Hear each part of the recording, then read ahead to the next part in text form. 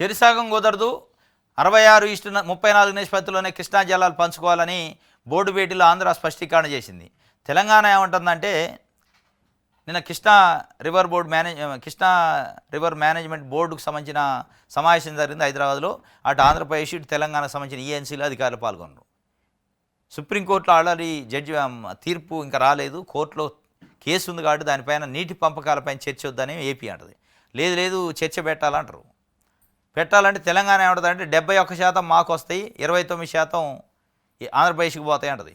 ఎందుకు 71% అంటే కృష్ణా నది పరివాహక ప్రాంతంలో 71% ప్రాంతం మా దగ్గర ఉంది, 21% ప్రాంతం ఆంధ్రప్రదేశ్లో ఉంది కాబట్టి మాకు 71 వస్తాయి, మీకు 29 వస్తాయి, కానీ మేము 50-50కి ఒప్పుకుంటాం అంటారు.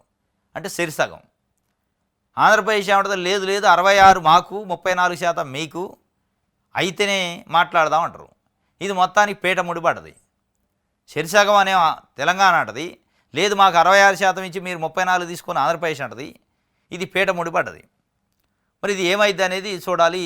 ఇది మళ్ళీ వాళ్ళు ఏం చెబుతున్నారు, 66-34కి ప్రామాణికం ఏంటంటే 2015లో తెలంగాణ ఆంధ్రప్రదేశ్ ఒక తాత్కాలిక ఒప్పందం చేసుకున్న ఈ 66-34 అని తెలంగాణ అంటది. ఇది తాత్కాలికమే, 1 ఇయర్ మాత్రమే, ఇది పర్మనెంట్ కాదని వాళ్ళు అంటారు.